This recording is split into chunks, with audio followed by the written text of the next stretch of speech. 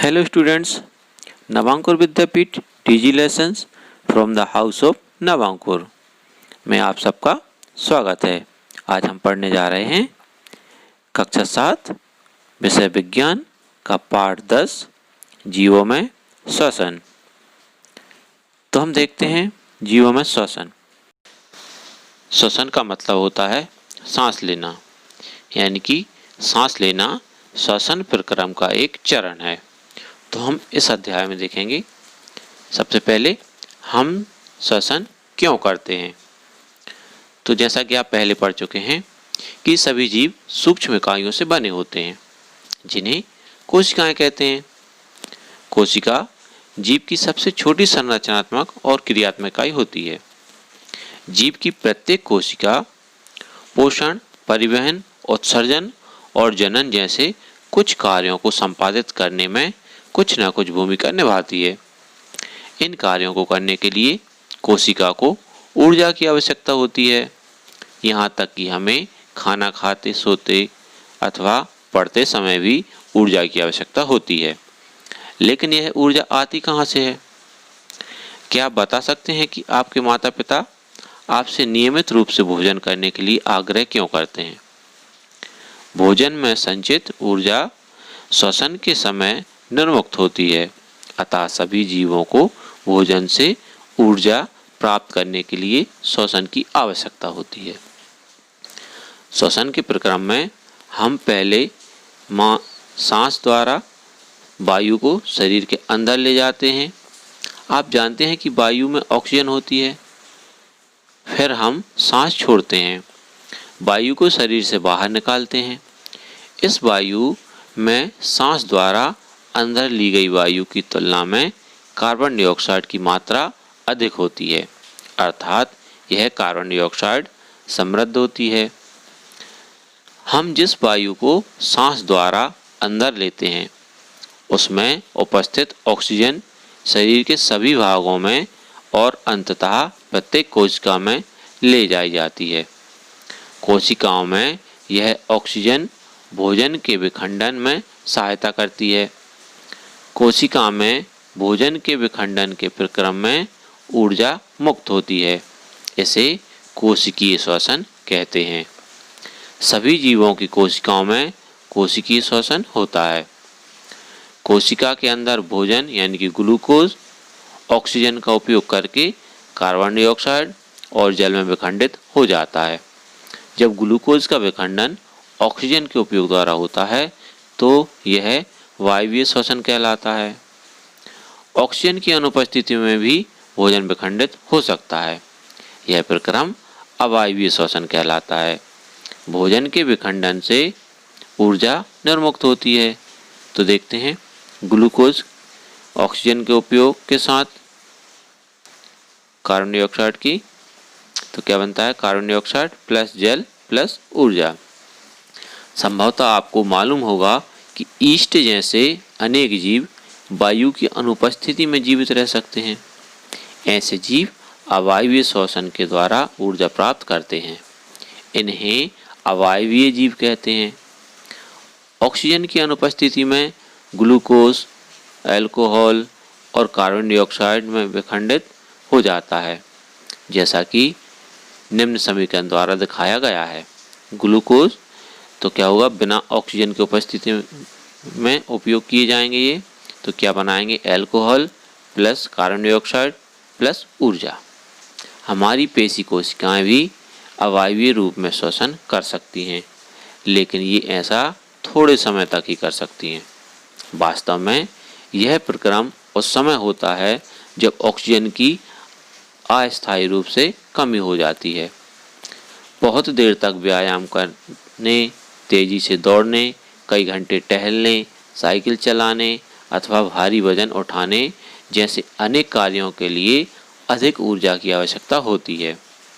लेकिन ऊर्जा उत्पन्न करने के लिए हम शरीर को ऑक्सीजन की आपूर्ति सीमित होती है।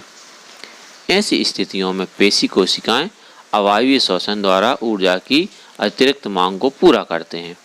तो ग्लूकोज जो पेशियों में होता है ऑक्सीजन की अनुपस्थिति में कार्य करता है, तो लैक्टिक अम्ल प्लस ऊर्जा बनती है। क्या आपने कभी सोचा है कि अत्यधिक व्यायाम करने के बाद आपकी पेशियों में ऐंठन क्यों होती है? ऐंठन तब होती है जब पेशियां अवायवीय रूप से श्वसन करती हैं। इस प्रक्रम में ग्लूकोज के आंशिक विखंडन से लैक्टिक अम्ल और कार्बन डाइऑक्साइड बनते हैं। लैक्टिक अम्ल का संचयन पेशियों में ऐंठन उत्पन्न करता है। गर्म पानी से स्नान करने अथवा शरीर की मालिश करवाने पर हमें ऐंठन से आराम मिलता है। क्या आप अनुमान लगा सकते हैं कि ऐसा क्यों होता है? गर्म जल में से स्नान अथवा शरीर की मालिश करने से रक्त का संचरण बढ़ जाता है। इसके परिणाम स्वरूप पेशी कोशिकाओं को ऑक्सीजन की आपूर्ति बढ़ जाती है। ऑक्सीजन की आपूर्ति बढ़ जाने से लैक्टिक अम्ल का कार्बन डाइऑक्साइड और जल में पूर्ण विखंडन हो जाता है। तो अब हम बात करते हैं श्वसन की। देखते हैं क्रियाकलाप के माध्यम से। अपने नाखूनों और मुख को कसकर बंद कर लीजिए और घड़ी की ओर देखिए। आप कितने देर तक इन दोनों को बंद रख पाएं। कुछ समय बाद आपने क्या महसूस किया? आप उस समय को नोट कीजिए जब तक आप अपनी सांस को रोके रख सके। तो अब देखते हैं। अतः अब आप यह जान गए होंगे कि आप बिना सांस लिए अधिक देर तक जीवित नहीं रह सकते। श्वसन या सांस लेने का अर्थ है ऑक्सीजन से समृद्ध वायु को अंदर खींचना या ग्रहण करना और कार्बन डाइऑक्साइड से समृद्ध वायु को बाहर निकालना। ऑक्सीजन से समृद्ध वायु को शरीर के अंदर लेना अंतःश्वसन और कार्बन डाइऑक्साइड से समृद्ध वायु को बाहर निकालना उच्छ्वसन कहलाता है। यह एक सतत प्रक्रम है जो प्रत्येक जीव के जीवन में हर समय अर्थात जीवन पर्यंत होता रहता है। कोई व्यक्ति 1 मिनट में जितनी बार श्वसन करता है वह उसकी श्वसन दर कहलाती है। अंतःश्वसन और उच्च श्वसन दोनों साथ साथ होते रहते हैं। एक श्वास अथवा सांस लेने का अर्थ है एक अंतःश्वसन और एक उच्च श्वसन। क्या आप अपनी श्वसन दर पता लगाना चाहेंगे? क्या आप यह जानना चाहेंगे कि श्वसन दर स्थिति स्थिर होती है अथवा यह शरीर की आवश्यकता के अनुसार परिवर्तित होती रहती है? आइए हम आपको इसका पता लगाने के लिए एक क्रियाकलाप करते हैं। देखते हैं क्रियाकलाप। सामान्यतः हमें यह आभास ही नहीं होता कि हम श्वसन करते हैं। हालांकि यदि आप कोशिश करें तो आप श्वसन दर की गणना कर सकते हैं। इसे ज्ञात करने के लिए आप विश्राम की स्थिति में बैठ जाएं, सांस लीजिए और छोड़िए। पता लगाइए कि आप 1 मिनट में कितनी बार सांस अंदर लेते हैं और कितनी बार बाहर निकालते हैं। क्या आप उतनी ही बार अंतःश्वसन करते हैं जितनी बार उच्छ्वसन करते हैं? अब तेज चलने और दौड़ने के बाद अपनी श्वसन दर यानी कि श्वास संख्या को प्रति मिनट की गणना कीजिए। अपनी श्वसन दर को दौड़ना बंद करने के तुरंत बाद और फिर पूर्ण विश्राम कर लेने के बाद ज्ञात कीजिए। अपने निष्कर्षों को सारणी में लिखिए और विभिन्न स्थितियों में अपना श्वसन दर की तुलना अपने सहपाठियों की श्वसन दर से करिए। और प्रयुक्त क्रियाकलाप से आपने यह अवश्य अनुभव किया होगा कि जब किसी व्यक्ति की अतिरिक्त ऊर्जा की आवश्यकता होती है तो वह तेजी से श्वसन करने लगता है या करने लगती है। इसके परिणाम स्वरूप हमारी कोशिकाओं को अधिक ऑक्सीजन की आपूर्ति होती है। यह भोजन के विखंडन की दर को बढ़ा देती है जिससे अधिक ऊर्जा निर्मुक्त होती है। क्या इससे यह स्पष्ट हो जाता है कि शारीरिक क्रियाकलाप के बाद हमें भूख क्यों लगती है? जब आप उन्नीदे होते हैं तो क्या आपकी श्वसन दर कम होती जाती है? क्या आपके शरीर को पर्याप्त ऑक्सीजन मिल पाती है? सोचिए। देखते हैं, क्या आप जानते हैं कोई वयस्क व्यक्ति विश्राम की अवस्था में 1 मिनट में औसतन 15 से 18 बार सांस अंदर लेता है और बाहर निकालता है। अधिक व्यायाम करने में श्वसन दर 25 बार प्रति मिनट तक बढ़ जाती है। जब हम व्यायाम करते हैं तो हम न केवल तेजी से सांस लेते हैं बल्कि हम गहरी सांस भी लेते हैं और इस प्रकार अधिक ऑक्सीजन ग्रहण करते हैं। देखते हैं एक और क्रियाकलाप। किसी व्यक्ति द्वारा सामान्य दिन के लिए किए जाने वाले विभिन्न क्रियाकलापों पर विचार कीजिए। क्या आप बता सकते हैं कि किन क्रियाकलाप में या किस क्रियाकलाप में श्वसन दर सबसे कम और किस में सबसे अधिक होगी? अपने अनुभव के आधार पर चित्र में देखिए और दिए गए क्रियाकलाप को श्वसन की बढ़ती दर के क्रम में व्यक्त कीजिए। अब हम बात करेंगे हम श्वास कैसे लेते हैं। आइए अब हम श्वसन की क्रियाविधि जानें। सामान्यतः हम अपने नथुनों यानी कि नासाद्वार से वायु अंदर लेते हैं। जब हम वायु को अंतः श्वसन द्वारा अंदर लेते हैं तो यह हमारे नथुनों से नासा गुहा में चली जाती है। नासा गुहा से वायु श्वास नली से होकर हमारे फेफड़ों यानी कि फुफ्फुस में जाती है। फेफड़े बक्ष गुहा में स्थित होते हैं, जैसा कि आप चित्र में देख रहे हैं। बक्ष गुहा पार्श्व में पसलियों से घिरी रहती है। एक बड़ी पेशीय परत जो डायाफ्राम या मध्यपट कहलाती है बक्ष गुहा को आधार प्रदान करती है। श्वसन में डायाफ्राम और पसलियों में बने पिंजर की गति सम्मिलित होती है। अंतः श्वसन के समय पसलियां ऊपर और बाहर की ओर गति करती हैं और डायाफ्राम नीचे की ओर गति करता है। यह गति हमारी बक्ष गुहा के आयतन को बढ़ा देती है और वायु फेफड़ों में आ जाती है। फेफड़े वायु से भर जाते हैं और श्वसन के समय पसलियां नीचे और अंदर की ओर आ जाती हैं, जबकि डायाफ्राम ऊपर की ओर अपने पूर्व स्थिति में आ जाता है। इससे बक्ष गुहा का आयतन कम हो जाता है। इस कारण वायु फेफड़ों से बाहर धकेल दी जाती है। चित्र में देख सकते हैं। अपने शरीर में हम इन गतियों को आसानी से अनुभव कर सकते हैं। एक गहरी सांस लीजिए, अपनी हथेली को उदर यानी कि पेट पर रखिए और उदर की गति को अनुभव कीजिए। हम श्वसन की क्रियाविधि को एक सरल प्रतिरूप या मॉडल के द्वारा समझ सकते हैं। तो देखते हैं क्रियाकलाप के माध्यम से, और इस मॉडल को आप घर पर भी तैयार कर सकते हैं। देखते हैं।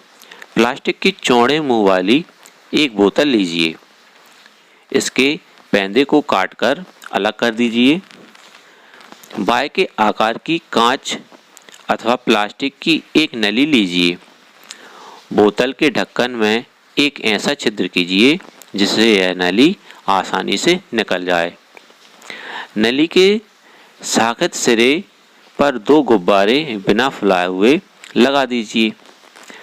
नली को चित्र के अनुसार बोतल में लगा दीजिए। अब बोतल का ढक्कन लगा दीजिए अथवा उसे इस प्रकार सील बंद कर दीजिए कि यह वायु अवरुद्ध हो जाए। बोतल के खुले पैंदे पर रबड़ अथवा प्लास्टिक की एक पतली शीट तानकर किसी रबड़ बैंड की सहायता से बांध दीजिए। फेफड़ों में होने वाले प्रसार को समझने के लिए रबड़ की परत को पकड़कर आधार से नीचे की ओर खींचिए, जैसा कि आप चित्र में देख रहे हैं, और गुब्बारे को देखिए। इसके बाद रबड़ की परत को ऊपर की ओर धकेलिए और गुब्बारे को देखिए। क्या आपको गुब्बारे में कोई परिवर्तन दिखाई देता है? इस मॉडल में गुब्बारे इस अंग को प्रदर्शित करते हैं। रबड़ की परत किसे प्रदर्शित करती है? अब आप श्वसन की क्रियाविधि को समझने में समर्थ हो गए होंगे।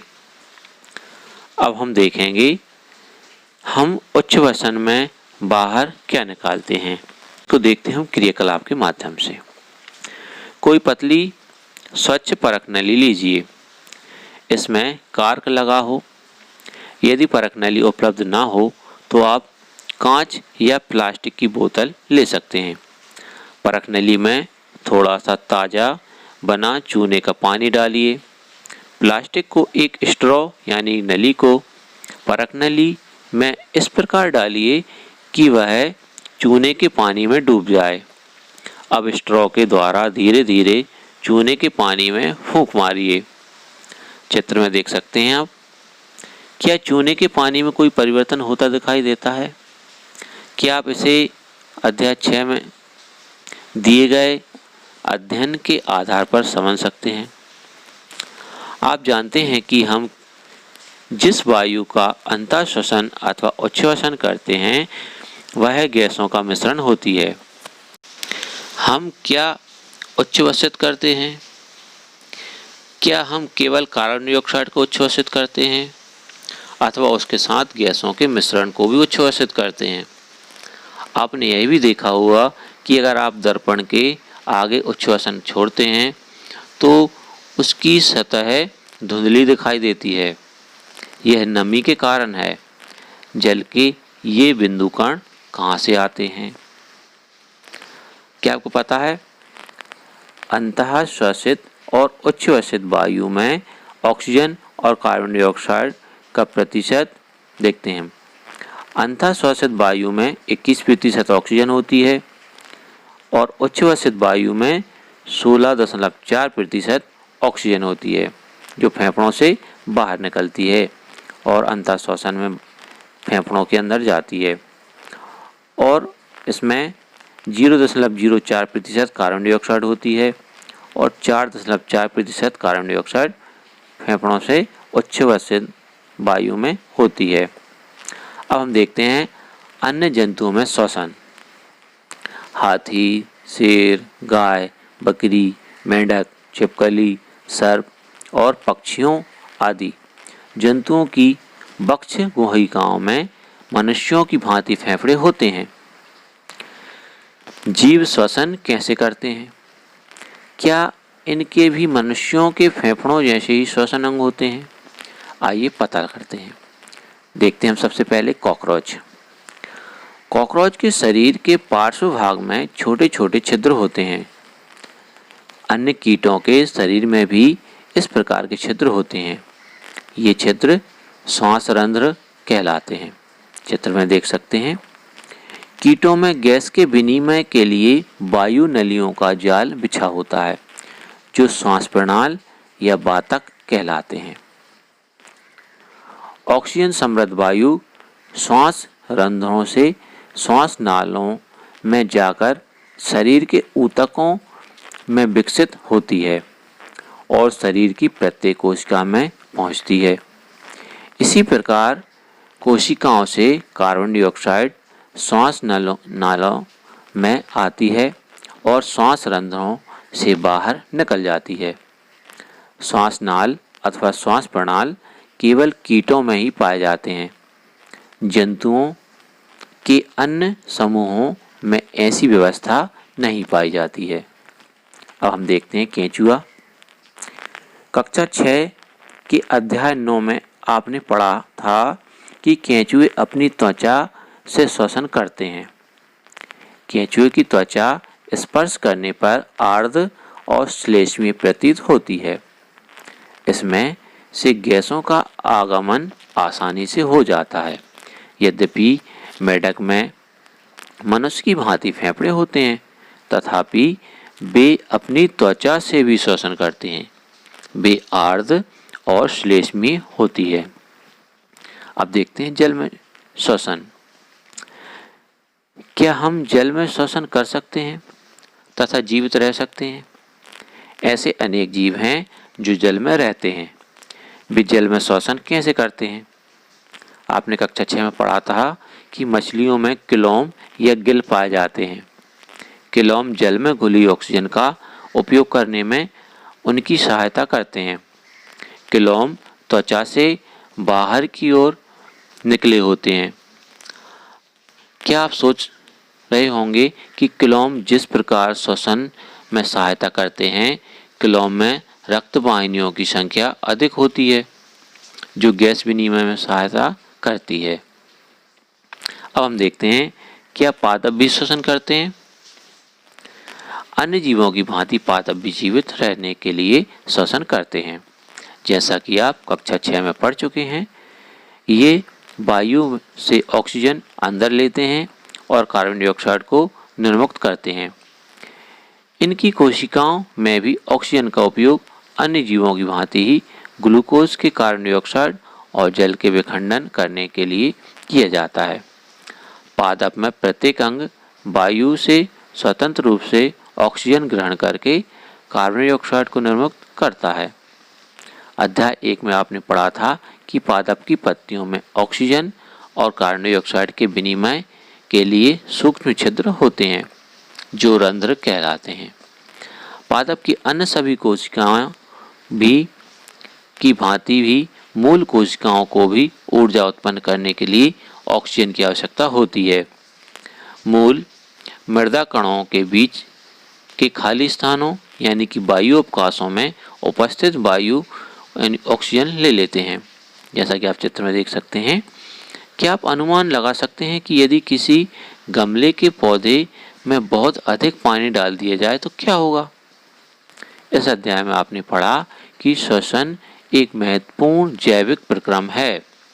सभी जीवों को अपनी उत्तरजीविता यानी कि जीवित रहने हेतु आवश्यक ऊर्जा को प्राप्त करने के लिए श्वसन करने की आवश्यकता होती है। हमारा अध्याय समाप्त हुआ। धन्यवाद।